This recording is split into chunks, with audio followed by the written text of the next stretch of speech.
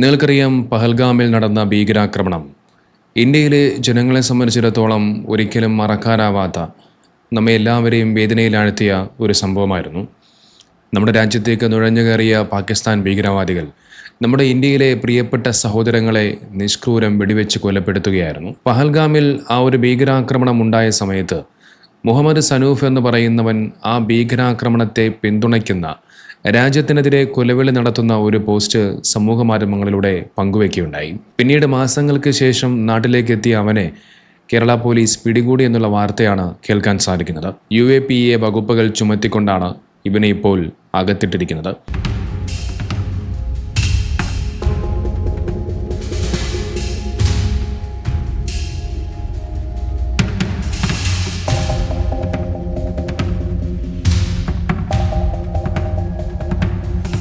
നോക്കൂ, തീർച്ചയായും ഇതൊരു നല്ല കാര്യമാണ്, സ്വാഗതാർഹമായ നടപടിയാണ്. സ്വന്തം രാജ്യത്തിനെതിരെ ഇത്തരത്തിൽ ആര് പറഞ്ഞാലും, അതിപ്പോൾ ഹിന്ദു ആയിരുന്നാലും ശരി, മുസ്ലിം ആയിരുന്നാലും ശരി, ക്രിസ്ത്യാനി ആയിരുന്നാലും ശരി, നടപടിയെടുക്കേണ്ടതുണ്ട്. അതിൽ യാതൊരു വിട്ടുവീഴ്ചയും പാടില്ല.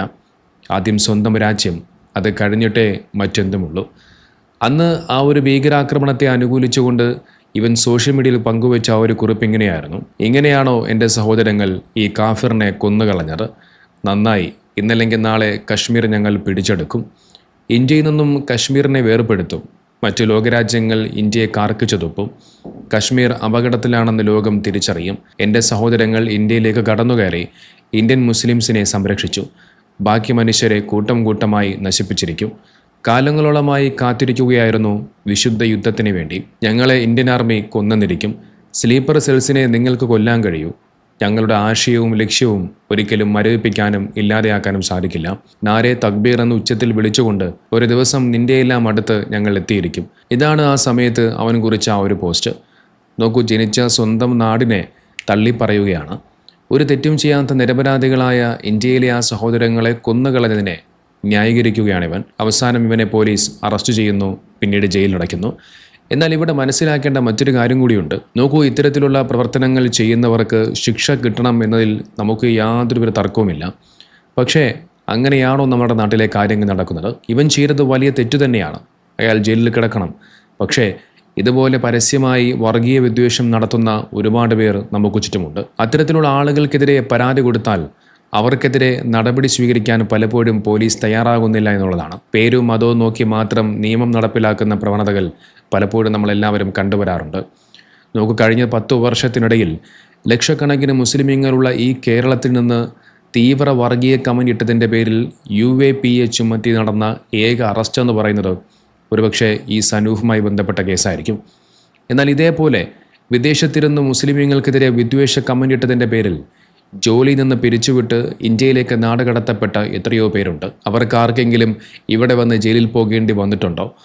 ജനൻ TV, കർമ്മ, മറുനാടൻ മലയാളി അടക്കമുള്ള മാധ്യമങ്ങളിലും ആരിഫ് ഹുസൈൻ മുതൽ ശശികല വരെയുള്ളവരുടെ മുസ്ലിം വിരുദ്ധത മാത്രം പറഞ്ഞുള്ള വാർത്തയും പോസ്റ്റുകൾക്കും താഴെ അതിനടിയിൽ വന്നുകൊണ്ട് മുസ്ലിം സമുദായത്തിനെതിരെ വംശീയ വെറുപ്പും കൊലവിളിയും ഇസ്ലാം അവഹേളനവും നടത്തുന്നവർ എത്ര പേരാണ്? അവർക്കെതിരെയും ഇതേപോലെ കേസെടുത്ത് അറസ്റ്റ് ചെയ്യുകയാണെന്നുണ്ടെങ്കിൽ ദിവസവും ഏറ്റവും ചുരുങ്ങിയത് 100-ലധികം സംഘി, കാസ അടക്കമുള്ള വർഗീയവാദികളെ ഇവിടെ അറസ്റ്റ് ചെയ്ത് ജയിലിൽ അടയ്ക്കേണ്ടി വരും. ചാനലിൽ ഇരുന്നു കൊണ്ട് ദിവസവും പേപ്പെട്ടി മതമെന്നും അപ്പിക്കുപ്പായമെന്നും ജിഹാദികളെന്നൊക്കെ വിളിച്ച് ഒരു മതത്തെ മുഴുവനും ആക്ഷേപിക്കുന്നത് ഇവിടുത്തെ നാട്ടുകാരും പോലീസൊക്കെ നോക്കിക്കൊണ്ട് നിൽക്കുകയാണ്. പക്ഷെ അവിടെ ഒന്നും ഒരു നടപടി ഉണ്ടാകുന്നില്ല. ഇവിടെ മതം നോക്കിയാണ് നിയമം നടപ്പിലാക്കുന്നത് എന്ന് ആളുകൾ കരുതുന്നുണ്ടെങ്കിൽ അവരെ കുറ്റം പറയാൻ പറ്റില്ല. ഒരു കാര്യം ഉറപ്പാണ്, ഈ സനൂഫിനെ പോലെയുള്ള വർഗീയ ചിന്തയോടുകൂടി ജീവിക്കുന്നവന്മാരെ പൂമാലയിട്ട് സ്വീകരിക്കാൻ മുസ്ലിം സമുദായത്തിനൊന്നും ആരും വരില്ല.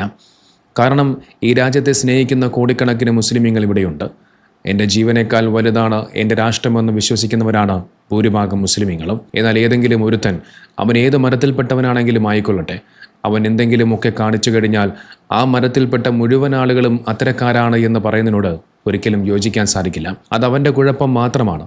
നോക്കൂ, ആ ഒരു പഹൽഗാം ആക്രമണം ഉണ്ടായ സമയത്ത് ഹിന്ദുവായ തങ്ങളുടെ പ്രിയപ്പെട്ട സഹോദരങ്ങളെ രക്ഷപ്പെടുത്തുവാൻ വേണ്ടി ഒരു ഭീകരവാദിയുടെ കയ്യിൽ നിന്നും തോക്ക് പിടിച്ചു വാങ്ങുന്നതിനിടയിൽ കൊല്ലപ്പെട്ടത് ആദിൽ മുഹമ്മദ് ഷാ എന്ന് പറയുന്ന ഒരു മുസ്ലിം യുവാവായിരുന്നു.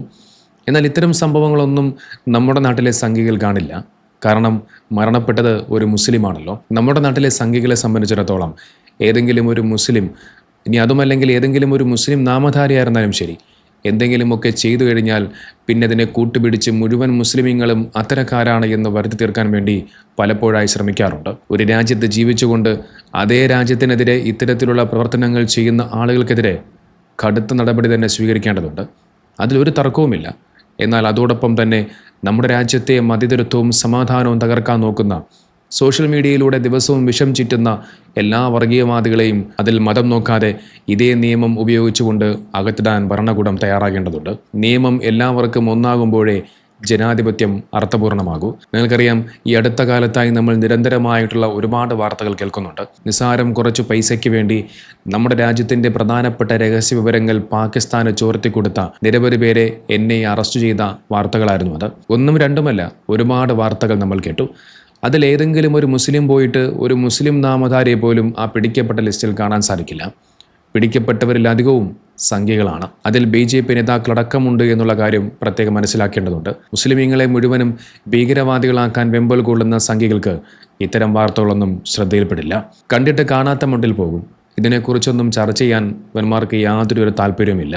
എന്നിട്ട് മുസ്ലിമീങ്ങളെ മുഴുവൻ കടിച്ചു കയറാൻ വേണ്ടി എന്തെങ്കിലും വിഷയം കിട്ടുന്നുണ്ടോ എന്നിങ്ങനെ കാത്തിരിക്കും. ഇതാണ് ഇവന്മാരുടെ സ്ഥിരം പരിപാടി. സനൂഫിനെ പോലെയുള്ള ചില വിരലിലെണ്ണാവുന്ന ആളുകൾ എന്തെങ്കിലുമൊക്കെ കാണിച്ചു കൂട്ടുന്ന കോമാളിത്തരങ്ങളല്ല യഥാർത്ഥ ഇസ്ലാം എന്ന് പറയുന്നത്. ഇസ്ലാം പഠിപ്പിക്കുന്നത് തീവ്രവാദമല്ല, മറിച്ച് ഉന്നതമായ രാജ്യസ്നേഹമാണ്.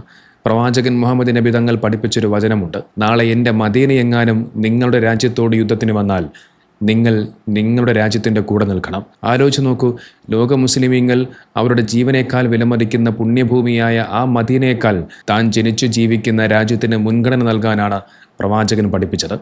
ഇതിലുണ്ട് ഇസ്ലാം പഠിപ്പിക്കുന്ന യഥാർത്ഥ രാജ്യസ്നേഹം എന്നുള്ളത്. ഇസ്ലാം മതവിശ്വാസപ്രകാരം താൻ ജീവിക്കുന്ന രാജ്യത്തെ സ്നേഹിക്കുക എന്നത് ഈമാൻ്റെ അഥവാ വിശ്വാസത്തിൻ്റെ ഭാഗമാണ്. നമ്മുടെ രാജ്യത്തിൻ്റെ ചരിത്രം ഒന്നെടുത്ത് നോക്കിയാൽ ഇന്ത്യ രാജ്യത്തിനു വേണ്ടി ജീവൻ ബലി നൽകിയ ധാരാളം മുസ്ലിമീങ്ങളായ ധീരദേശാഭിമാനികളായ ഒരുപാട് പേരെ കാണാൻ സാധിക്കും. ഞാൻ ഇന്ത്യൻ ആർമിയുടെ സൈനികനാണ്, എൻ്റെ മരണം ഈ ഭാരത മണ്ണിലായിരിക്കുമെന്ന് പ്രഖ്യാപിച്ച് പോരാടി വീരമൃത്യു വരിച്ച ധീര രക്തസാക്ഷി ബ്രിഗേഡിയർ മുഹമ്മദ് ഉസ്മാൻ 1965 യുദ്ധത്തിൽ പാകിസ്ഥാൻ്റെ പാറ്റൺ ടാങ്കുകൾ തകർത്ത് പരമവീര ചക്രം നേടിയ ഹവിൽദാർ അബ്ദുൽ ഹമീദ്, ഇന്ത്യയുടെ മിസൈൽ മാൻ എന്ന് നമ്മൾ ആദരവോടുകൂടി വിളിക്കുന്ന, കോടിക്കണക്കിന് ഇന്ത്യക്കാരുടെ ഹൃദയത്തിൽ ഇന്നും ജീവിക്കുന്ന മഹാമനുഷ്യനായ ഡോക്ടർ APJ അബ്ദുൽ കലാം, ഇവരും മുസ്ലിമീങ്ങളായിരുന്നു. സംഘികൾ നിരന്തരമായി തീവ്രവാദികളെന്നും വർഗീയവാദികളെന്നും മുദ്രകുത്തുന്ന അതേ ഇസ്ലാമിൽ വിശ്വസിക്കുന്ന മുസ്ലിമീങ്ങളായിരുന്നു അവരും. നോക്കൂ, സ്വന്തം രാജ്യത്തിനെതിരെ പറയുന്നവൻ ആരായിരുന്നാലും അവരെതിരെ ശക്തമായ നടപടി ഉണ്ടാകേണ്ടതുണ്ട്. ആ പറഞ്ഞവൻ ഹിന്ദു ആയിരുന്നാലും ശരി, മുസ്ലിം ആയിരുന്നാലും ശരി, ക്രിസ്ത്യാനി ആയിരുന്നാലും ശരി, മുഖം നോക്കാതെ നടപടിയെടുക്കണം. അതാണ് അതിൻ്റെ ശരി.